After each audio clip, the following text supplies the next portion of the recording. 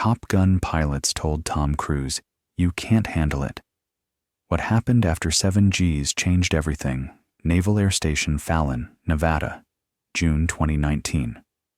Desert heat dances across the tarmac as FA-18 Super Hornets sit in perfect rows, their metallic hulls reflecting sunlight like polished mirrors. This isn't just any airbase.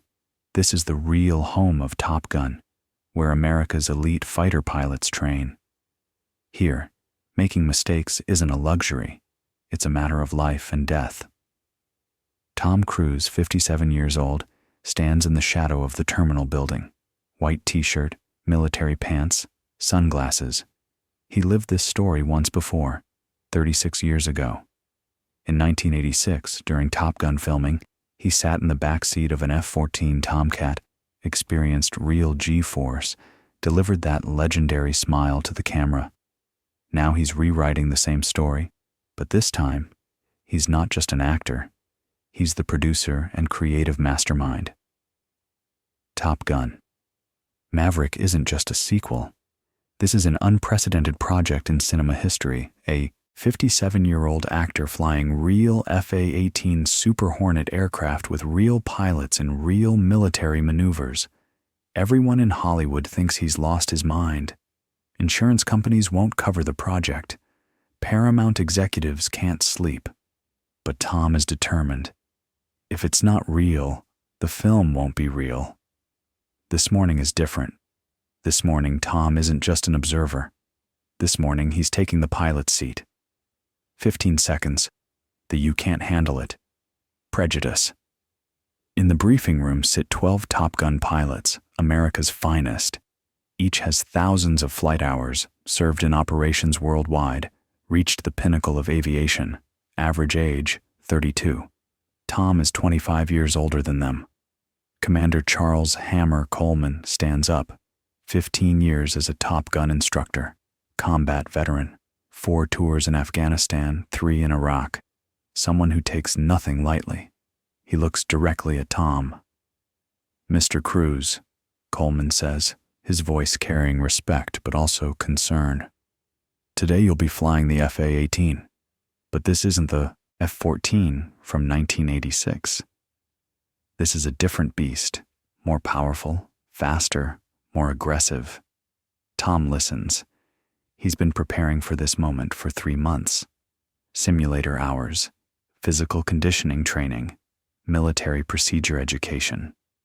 But there's a mountain of difference between theoretical knowledge and real experience. The FA-18 can pull 9 Gs, Coleman continues. "We'll take you to 7 Gs. That's at the limits of what the human body can withstand. At your age." He pauses. Every pilot in the room is looking at Tom. 26-year-old First Lieutenant Jake Rooster Bradshaw interjects. "Commander, maybe we should consider Mr. Cruise's age. 7G force is tough even for young pilots." The other pilots nod in agreement. They're all thinking the same thing. How can a 57-year-old Hollywood star handle forces that we struggle with? First Lieutenant Sarah Phoenix Kazansky continues.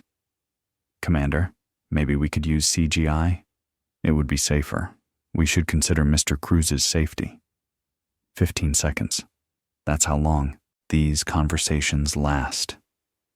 In 15 seconds, Tom realizes everyone is underestimating him because of his age. Everyone sees him as someone who needs protection, special treatment. Everyone views him not as a real pilot, but just as an actor playing pretend. In those 15 seconds, a decision crystallizes in Tom's mind. He's going to shatter this prejudice, not with words, but with action. "Commander," Tom says calmly, "I'm 57 years old, that's correct, but I've spent the last 3 months training according to your program. My physical condition is better than most 30-year-olds, and I didn't come here to be Maverick. I came here to be a pilot." The room falls silent. "Also," Tom continues, "I handled 7Gs in 1986. Now I'm 57 and more experienced. I'm more prepared both physically and mentally. This time I won't just endure it. This time I'm going to enjoy it. 8 seconds. First flight. Preparation. 1 hour later, on the flight line, the FA-18F Super Hornet stands before Tom. 60 feet long, 30-ton war machine. 2 F414 engines, each producing 22,000 pounds of thrust. Maximum speed, Mach 1.8. This aircraft was designed for war, not for show. Tom suits up in flight gear, G-suit, helmet, life vest, all the equipment he trained on during ejection seat education. But this time, there's a difference. This time, he'll sit in the front seat. This time, he'll be the pilot. First Lieutenant Brad Phoenix Kazansky will be in the back seat. As safety pilot, he'll monitor Tom's every move, take control when necessary. Brad has 10 years of Top Gun experience, flew combat missions in Afghanistan. He trusts Tom, but won't take risks. "Mr. Cruise," Brad says through the helmet microphone, "this time you're in the pilot seat. This is very different from just being a passenger. You'll control, you'll decide. Are you ready?" Tom places his hands on the control panel. Hundreds of buttons, switches, screens. Every detail he memorized over 3 months is now real. Theoretical knowledge becoming practice. "I'm ready," Tom says. 8 seconds. That's how long it takes him to start the engines. In 8 seconds, 2 F414 engines come to life. The aircraft begins to vibrate. This vibration means power. 44,000 pounds of thrust. The machine beneath Tom is now alive. In those 8 seconds, Tom realizes this isn't just acting. This is real piloting. 3 minutes. Takeoff and first amazement. Takeoff clearance comes from the control tower. Tom's heart races, but his hands remain steady. 3 months of training result in muscle memory kicking in. He pushes the throttle forward.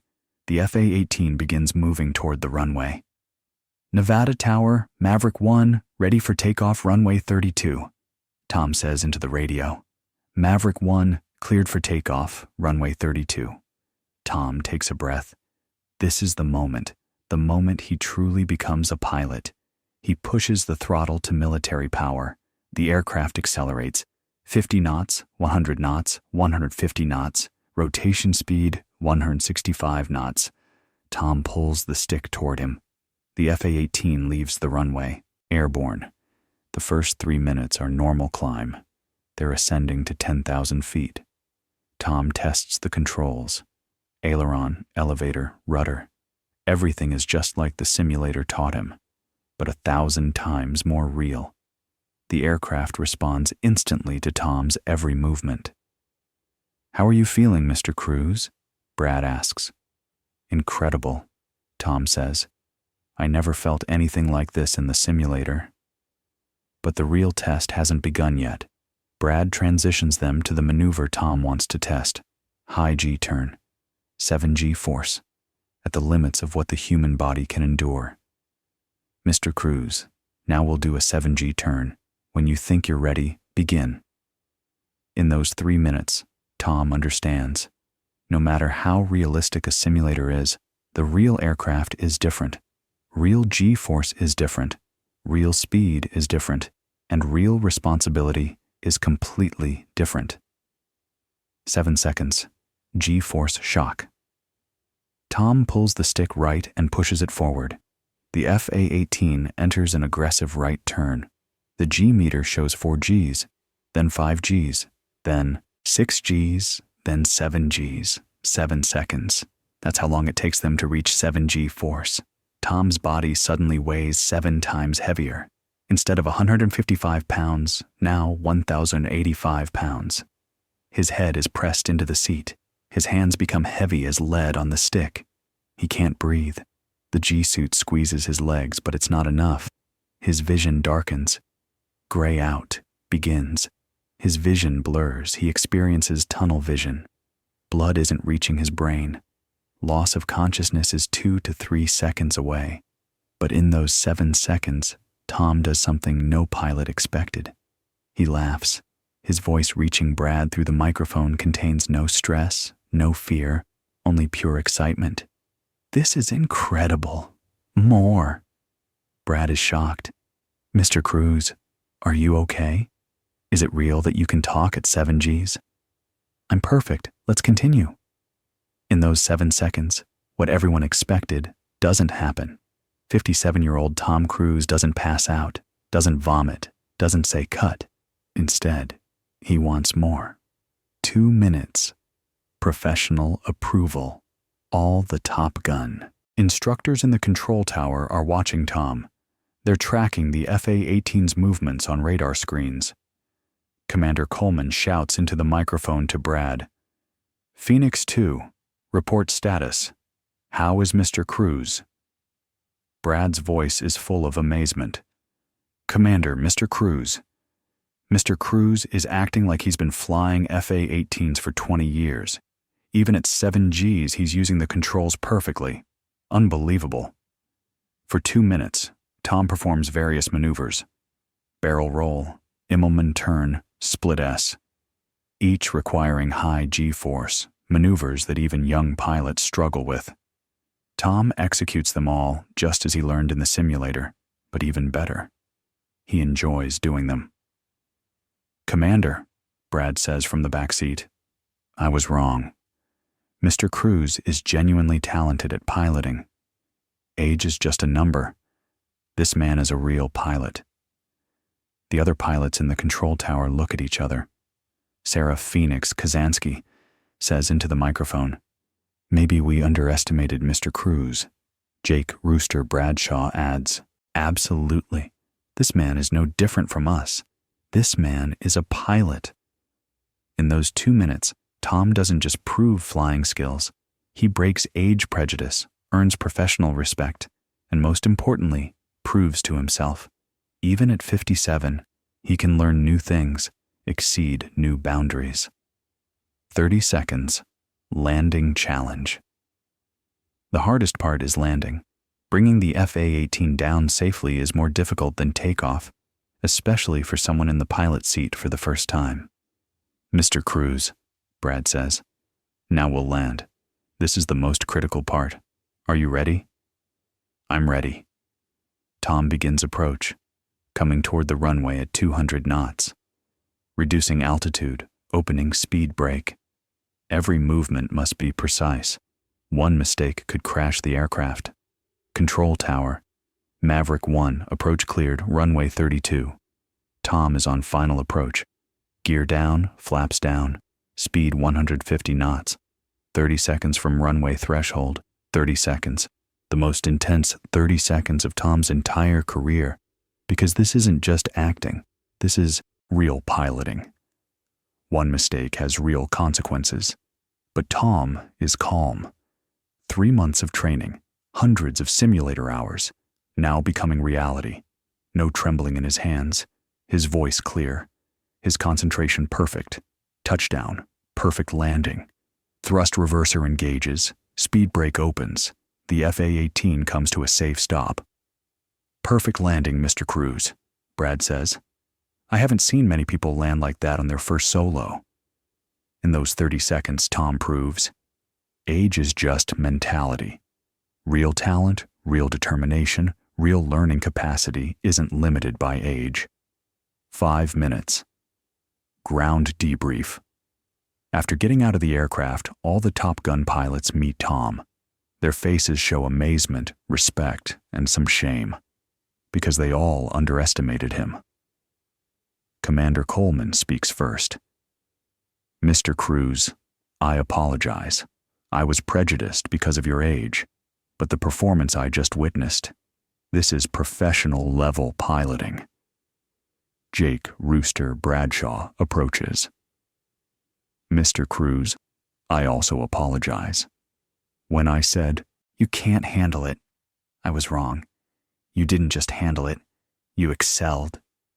Sarah Phoenix Kazansky adds, Mr. Cruz, I know very few people with flying skills like yours, and none of them are 57.